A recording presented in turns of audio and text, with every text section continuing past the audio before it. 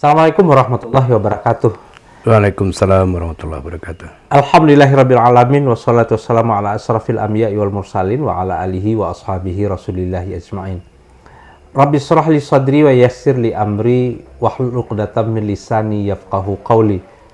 Sahabat Palantara Mudo yang dirahmati oleh Allah, malam ini kita bersama-sama hadir di sekretariat kelompok wanita Tani Mutiara di Nagari Andaleh, Kecamatan Batipuh, 10 Koto, Kabupaten Tanah Datar, berbincang dengan tokoh multitalenta.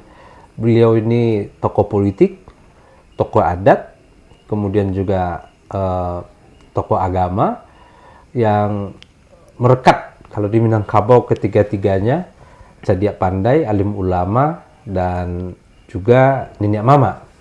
Beliau adalah Kakanda Basrizal Esos, Datuk Pangulu Basa.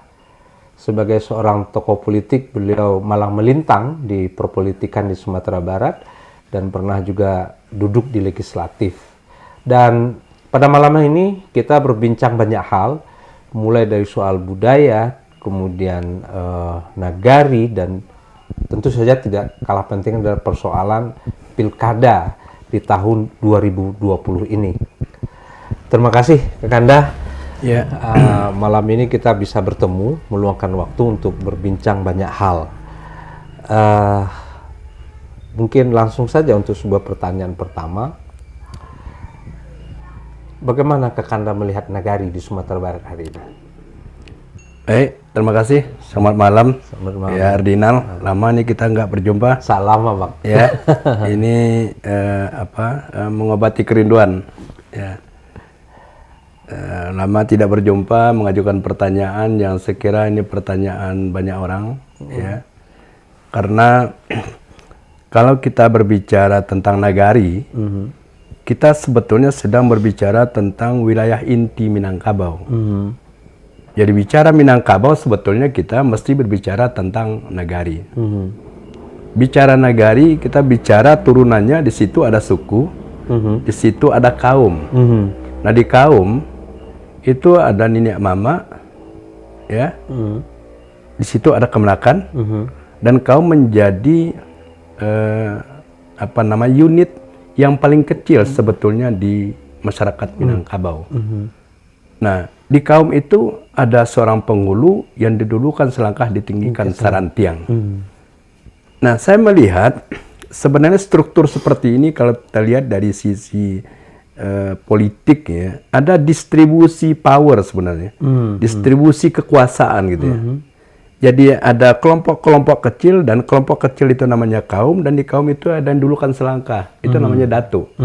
Jadi kalau kita mau membenahi nagari, sebetulnya unit-unit ini yang harus kita rapikan. Jadi logikanya kalau kaumnya tertata dengan baik, ya, sukunya dengan sendiri akan jadi baik, dan nagarinya juga akan menjadi baik.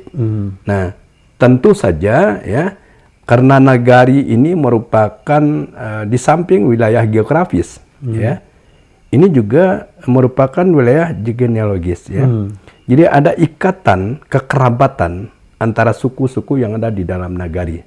Nah, secara adat sebetulnya nagari ini berdaulat, ya. Walaupun secara pemerintahan tentu dia terikat dengan pemerintahan yang lebih tinggi, ya. Tapi secara adat dia tidak punya atasan dan dia tidak bisa diintervensi oleh siapapun gitu. Oleh karena itu penguatan adat selingkah nagari ini menjadi satu yang penting. Nah, sering memang kita membaca tentang, ya, adat selingkah nagari, tapi kalau ini dikembalikan pertanyaan ini kepada nagari-nagari, terutama kepada pemangku adat, maka akan muncul banyak sekali ragam jawaban gitu. Saya kira ini juga satu problem hari ini, ya, realitas adat di nagari yang menimbulkan banyak tafsir di kalangan pemangku adat. Jadi PR kita, saya kira, bagaimana merapikan, ya, memastikan tentang adat selingkah nagari masing-masing nagari. Dan setiap nagari tentu saja memiliki, ya, perbedaan-perbedaan dalam konteks selingkah nagari itu. Tapi mereka diikat dalam satu ikatan adat sebatang panjang, itulah Minangkabau. Nah, Minangkabau bukan ikatan geografis, tapi Minangkabau adalah ikatan genealogis gitu. Saya kira begitu, Tuan Negari. Semangat berbalik ke negari ini kan sudah meluncur sejak tahun 2000, mungkin terrealisasi itu tahun 2002. Iya. Pasca artinya berlakunya Undang-Undang Desa Nomor 5 Tahun 79, itu artinya tatanan itu porak-poranda, sehingga pilihannya adalah kembali untuk menjadi nagari. Iya. Tapi dalam prakteknya hari ini adalah nagari itu kan hanya sebuah nama, tapi prakteknya itu adalah pemerintahan desa. Iya. Dan kenapa kita, menurut abang itu, kenapa kita tidak sepenuh hati untuk kembali, atau memang ada kegagapan kita untuk kembali ke pemerintahan nagari itu sendiri? Ya, ini menarik ya. Saya secara pribadi sebetulnya ketika masih menjadi aktivis dalam sebuah simposium mahasiswa se-Sumatera Barat tahun 1992, saya kebetulan menjadi salah seorang panelis bersama dengan panelis lainnya, almarhum Profesor Raymond Siombing, kemudian juga almarhum Profesor Aziz Saleh. Ya, saya kebetulan kuliah jurusan ilmu pemerintahan. Jadi sedikit belajar tentang ya pemerintahan, termasuk pemerintahan desa dengan Undang-Undang Nomor 5 Tahun 79 itu. Dan tahun 92 saya mulai meneriakkan betapa pentingnya Sumatera Barat segera kembali ke nagari. Karena memilih berdesa, ya, memilih berdesa sebenarnya ini pilihan kalah secara kultural dan politik. Gitu. Ya. Jadi desa dan nagari bukan sekedar perbedaan nomenklatur, tapi perbedaan filosofi. Ya, perbedaan filosofi. Dari sisi politik kekuasaan saya melihat sentralisasi itu pengingkaran terhadap kebinekaan. Nah, waktu itu saya katakan bahwa pemerintahan Orde Baru memang pemerintahan yang yang keluar ya dari amanat ya para pendiri bangsa bahwa negara ini didirikan atas keberagaman budaya. Nah, tugas negara ini sebetulnya melindungi keberagaman itu. Jadi sentralisasi pemerintahan terendah dalam bentuk desa ini sebetulnya sebuah pengingkaran ya yang dilakukan pemerintahan pada waktu itu ya terhadap berbagai keberagaman, termasuk eksistensi nagari yang sebetulnya di konstitusi kita ya diakui. Tetapi sejalan juga dengan pergantian rezim Orde Baru ke reformasi ya kata nagari kan termasuk kata yang terlempar ya ketika dilakukan amandemen gitu. Ini kekalahan lagi gitu ya. Ini kekalahan lagi. Tetapi paling tidak memang Undang-Undang 2299 memberi peluang kita untuk kembali ya ke pemerintahan nagari gitu kan. Nah, sehingga Sumatera Barat pada waktu itu segera merespon ya dengan mengesahkan peraturan daerah tentang pokok-pokok pemerintahan nagari dan hampir semua kabupaten di Sumatera Barat ya menerbitkan peraturan daerah tentang pemerintahan nagari. Nah, saya kebetulan pada waktu itu kan menjadi anggota DPRD di Tanah Datar. Ketika muncul Undang-Undang 32, otomatis perda yang dipayung oleh Undang-Undang 2299 otomatis harus menyesuaikan diri dengan Undang-Undang 32 itu. Nah, ini menarik ya. Saya diberikan kepercayaan oleh kawan-kawan di DPRD sebagai ketua pansus. Jadi pada waktu Bupati Tanah Datar, Pak Sadik Pasadigu menyampaikan nota penjelasan rancangan peraturan daerah tentang pemerintahan nagari. Saya justru pada waktu itu ya pada proses rapat-rapat di internal pansus saya sampaikan bahwa kalau dulu kita membuat perda pemerintahan nagari ya sekarang sudah saatnya kita ya membentuk perda nagari. Ya. Ini melalui perdebatan yang panjang, tapi saya ingin sampaikan bahwa perda nagari pertama di Sumatera Barat ya setelah kita ya masuk di era reformasi itu terjadi di Kabupaten Tanah Datar. Dan sampai hari ini perda 04 tahun 2008 tentang nagari itu masih berjalan. Nah, pada waktu itu pemerintah provinsi ya hanya membuat perda tentang pokok-pokok pemerintah negari. Nah, waktu kita berkonsultasi dengan Kementerian Dalam Negeri, jadi apa yang Buya Dina sampaikan tadi, kita berdiskusi dengan pejabat di kementerian. Lalu dia bilang, Sumatera Barat ya selama ini para pejabatnya berpidato, ya berceramah di mana-mana bahwa nagari itu beda dengan desa. Nagari itu lebih hebat daripada desa. Tapi kami heran, kenapa perda pokok-pokok pemerintah nagari yang diterbitkan oleh pemerintah Provinsi Sumatera Barat tentang nagari, nomenklaturnya pemerintah nagari, tapi kok isinya tentang desa. Tentang desa. Ya. Lalu dia sebutkan, ini hampir semua muatan materi perda, pokok-pokok pemerintah negara di Sumatera Barat itu adalah apa yang menjadi pokok materi PP 72 tentang desa. Ya. Nah, oleh karena itu kita ditantang, ya. Ini tanah datar berani nggak bikin perda nagari, bukan cuma nomenklaturnya nagari, tetapi memang isinya nagari. Nah, bagaimana nagari, struktur seperti apa, ya, mekanismenya seperti apa? Ya jangan tanya ke Jakarta, jangan tanya ke Depdagri. Ini yang harusnya digali, ya. Ini yang harus digali oleh Pansus DPRD. Tentu dengan mengkonfirmasi banyak orang yang mengerti tentang nagari. Nah, kita merasa ini sebuah tantangan yang menarik, sejalan juga dengan apa yang menjadi keinginan Pansus DPRD Tanah Datar waktu itu untuk melahirkan Perda Nagari. Alhamdulillah, ya. Alhamdulillah Perda Nagari Tanah Datar itu sampai hari ini masih berjalan dan itu menjadi Perda Nagari pertama ya di Sumatera Barat. Dan ini apa artinya? Kita ingin menunjukkan satu semangat bahwa kita memang tidak boleh setengah hati kembali ke nagari itu. Ya. Dan saya kira kabupaten lain ya sampai hari ini seperti yang disinyalir tadi, ya masih seperti itu. Dugaan saya, kesungguhan barangkali ya di antara para pemegang otoritas pemerintahan baik kepala daerah maupun DPRD itu yang agak kurang memadai keseriusan.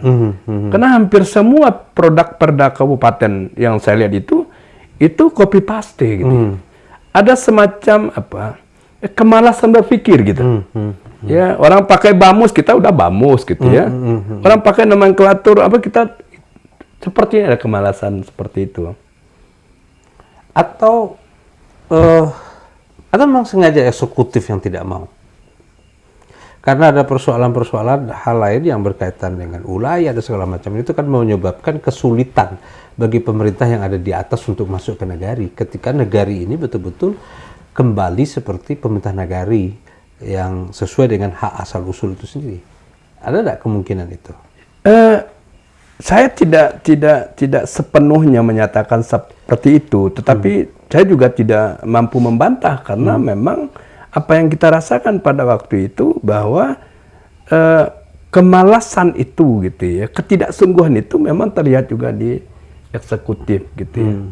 Nah, mestinya ya seperti yang kami sampaikan, kita sekarang berada pada sebuah momentum yang tepat, yang belum tentu ya kemudian ini akan muncul lagi gitu ya. Ini ada momen gitu, ada saat yang tepat untuk kita mengkonsolidasi nagari, ya, untuk kita mengembalikan ya apa yang sebenarnya menjadi milik kita di Sumatera Barat gitu. Ya. Walaupun kita sadar kembali ke nagari bukan pekerjaan yang gampang karena dalam waktu yang sangat panjang ya kita menjalankan sebuah sistem yang sebenarnya tidak sesuai dengan dengan kultur kita, dengan struktur masyarakat kita gitu ya. Bagaimana masyarakat adat ya terutama pemangku adat mengalami marginalisasi, ya mereka dipinggirkan gitu ya dari dari penyelenggara pemerintahan paling tidak, ya mereka digiring untuk hanya ya mengurus urusan-urusan adat, tapi lebih bersifat pada seremoni adat juga, tidak pada hal-hal yang substantif soal adat juga. Dan urusan pemerintah nyaris mereka tidak diikutkan begitu ya. Ya, jadi kan kalau sebetulnya ini terus dipertahankan, itu kan secara tidak langsung terus memotong peran fungsinya Mama itu sendiri dari harkat dan martabat. Misalkan gini, seorang penghulu itu tiba-tiba anak kemanakannya itu muncul loh, penerima beras raskin misalnya. Itu kan sebetulnya kan di bawah itu kan mempermalukan gitu. Betul. Ya, mempermalukan. Kemudian dari sistem one man one vote misalnya, itu membuat orang, jangankan satu kaum, jangankan satu suku, satu rumah aja bisa berbeda. Dan itu sangat merusak tatanan yang sudah ada, ditanamkan sejak dulu. Betul. Tidak lagi akan bertemu dalam masa kemanakan itu seperintah Mama. Nah, apakah ini akan terus berlanjut gitu? Tapi kita lihat misalnya dengan ada keluarnya undang-undang desa ini, seharusnya ini kan harus ditangkap. Kita nggak tahu kadang-kadang kan kenapa di Sumatera Barat ini adat bersandi syarat bersandi kitabullah itu kan cuma jadi mantra, tapi tidak mau melaksanakan itu. Nah, Abang melihat apa penyebabnya? Kenapa eksekutif atau legislatif ini tidak mau berpikir untuk menyelamatkan anak kemanakan yang ada hari ini untuk masa depan kita? Abang lihat apa persoalannya? Ya, jadi memang ya kita melihat ada hal-hal yang ambigu sebetulnya, kontradiktif gitu. Ketika seseorang muncul sebagai kandidat, bupati, wali kota, gubernur gitu ya, itu nggak lengkap ya visi misinya kalau nggak bicara ABSSBK, nggak lengkap pidatonya kalau nggak nyebut nagari gitu ya. Tetapi itu kan hanya sebutan ya, komitmen verbal gitu ya, untuk pemanis bibir, ya. Tapi setelah mereka berkuasa, kesungguhan itu nggak kelihatan. Ya, kesungguhan itu nggak kelihatan.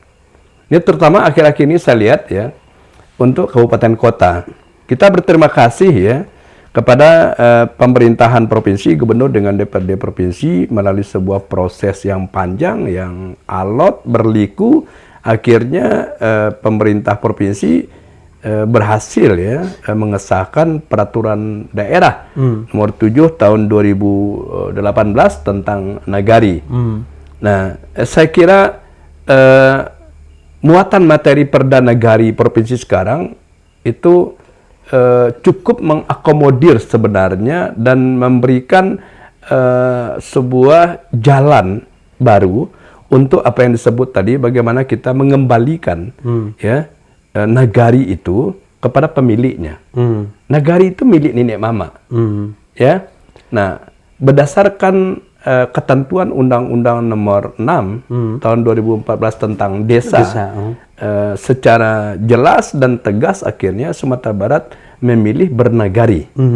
Dan ketika kita menyebut bernagari, sebenarnya ya tidak boleh lagi ada dikotomi ini mau nagari administrasi atau nagari adat. Bicara nagari ya bicara adat, ya, tidak ada opsi lain. Ya. Nagari didefinisikan dalam perda itu sebagai satu kesatuan masyarakat hukum adat. Nah, dengan perda nagari ini maka nenek mama gitu ya, dia terlibat di dalam penyelenggaraan pemerintahan. Ya. Coba bayangkan dulu ya waktu ya sebagaimana perda-perda sekarang masih berlaku di kabupaten di Sumatera Barat. Misalnya begini, wali nagari dipilih langsung, ya, suara nenek mama dengan suara kemenakan, dengan suara siapapun yang menjadi warga atau penduduk di nagari itu dia sama, ya, one man one vote gitu ya. Nilainya sama. Kemudian di dalam penyelenggaraan pemerintah nagari, nenek mama yang tergabung di dalam organisasi kerapatan dan nagari, mereka kan tidak lagi memiliki otoritas di pemerintahan. Iya. Ya, misalnya dia tidak lagi diikutkan di dalam pembahasan pengesahan anggaran pendapatan belanja negari misalnya.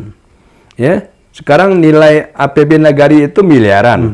Tapi pemilik negarinya tidak diajak bicara gitu kan.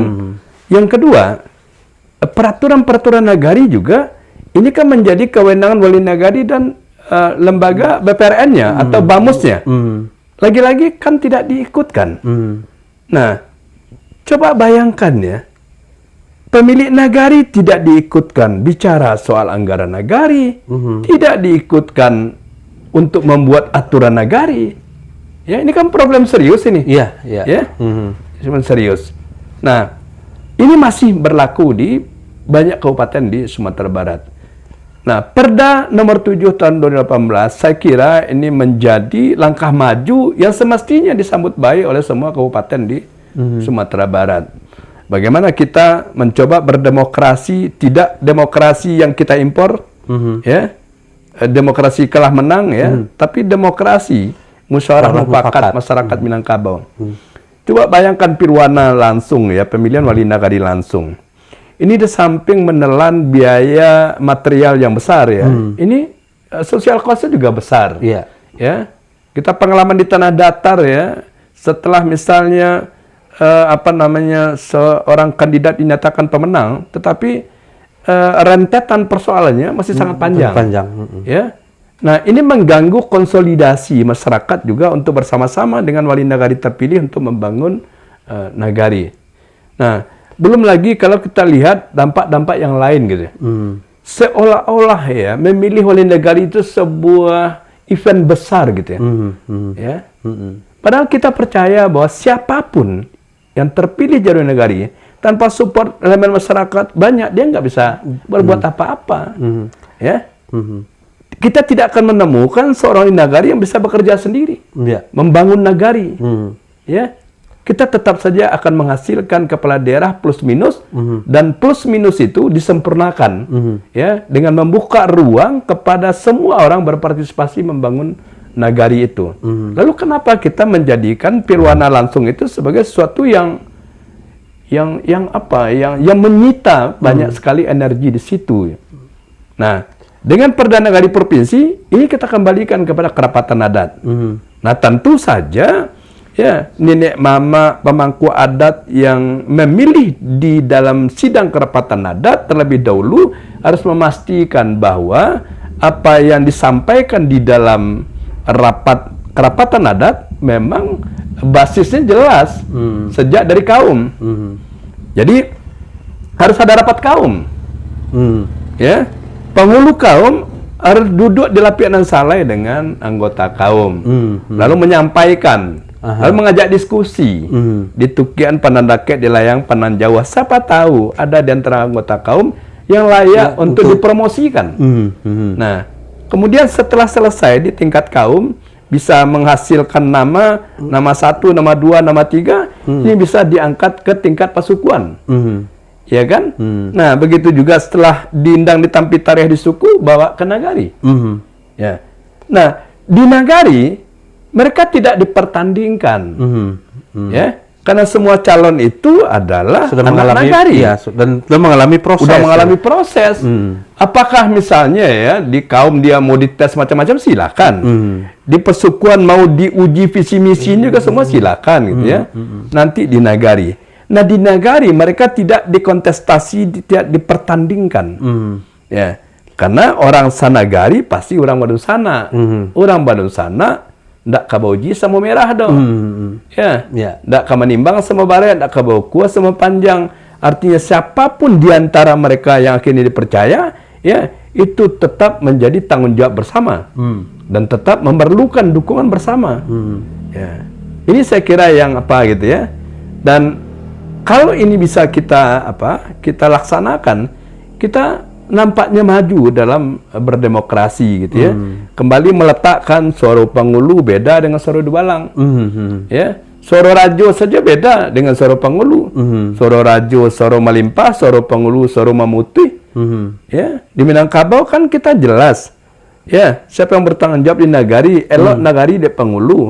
Celako nagari de Pangulu.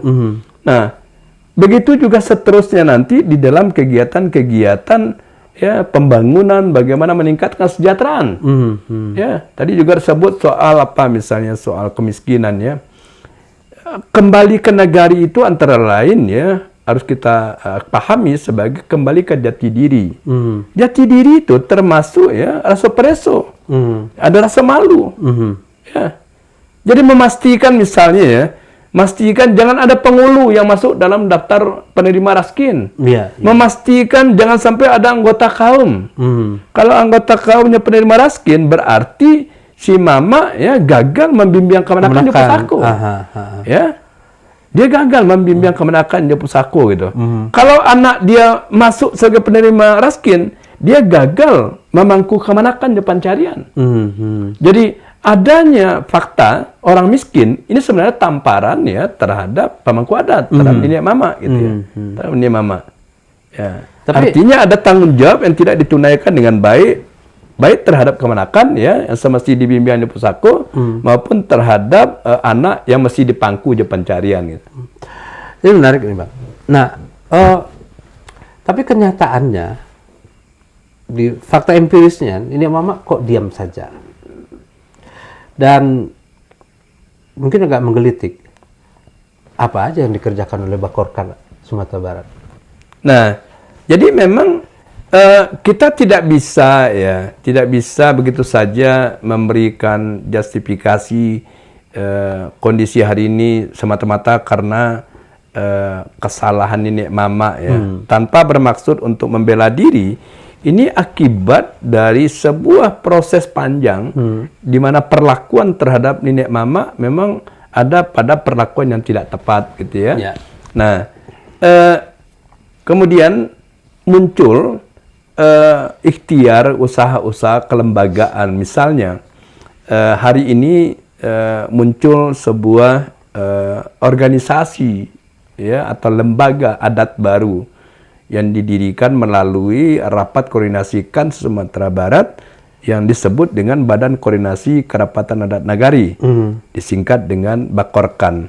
Bakorkan ini memiliki 4 fungsi. Pertama fungsinya itu adalah fungsi koordinasi ya, terhadap kerapatan-kerapatan adat nagari se-Sumatera Barat. Yang kedua fungsinya itu fungsi komunikasi. Ya. Yang ketiga fungsi advokasi. Fungsi advokasi. Yang keempat itu fungsi edukasi. Ya. Nah, hubungan Bakorkan dengan KAN ini bukan hubungan struktural. Ini hubungan fungsional ya. Hubungannya hubungan fungsional. Dan kita mencoba untuk memilah-milah mana yang porsi KAN, mana yang porsi Bakorkan. Secara garis besar kita ingin mendorong agar kerapatan adat nagari betul-betul bekerja tuntas untuk mengkonsolidasi adat selingkah nagari. Ini harus kita dorong gitu ya. Jadi adat selingkah nagari bukan sekedar sebutan, tapi dia memang betul-betul bisa menjelaskan ya apa sih yang menjadi adat selingkah nagari di sebuah nagari. Nah, Bakorkan fokusnya nanti justru kepada adat dan sebatang panjang. Ya, misalnya kemarin ya dengan adanya status atau postingan Adi Armando misalnya kan. Nah, ini kita lihat dia mengganggu filosofi adat Basandi Sarak, Sarak Basandi Kitabullah, maka Bakorkan mengambil inisiatif ya untuk membawa kasus Adi Armando ini ke jalur hukum sekaligus juga untuk mengkanalisasi ya emosi masyarakat Minangkabau baik yang berada di ranah maupun yang berada di perantauan gitu. Ya. Jadi Bakorkan memang organisasi baru ini ya untuk melengkapi keberadaan organisasi-organisasi lain yang sudah ada. Kita kenal mungkin misalnya ada Elkam, ada juga mungkin MTKan, silakan tidak apa-apa ya. Tidak perlu juga dilihat ada persaingan ya. Dan karena tidak perlu juga dibenturkan. Tidak perlu juga dibenturkan gitu, tidak perlu juga dibenturkan.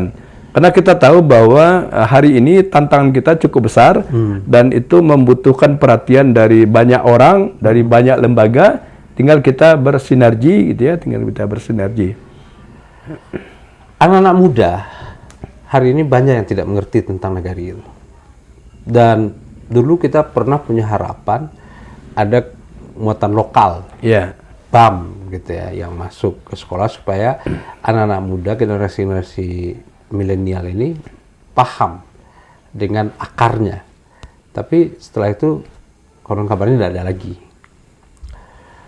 Apa upaya-upaya yang dilakukan oleh Bakorkan supaya anak-anak muda ini paham? Karena kalau kita banyak dialog-dialog dengan mahasiswa di lapangan, jangankan soal nagari, tentang mamak pun mereka tidak mengerti.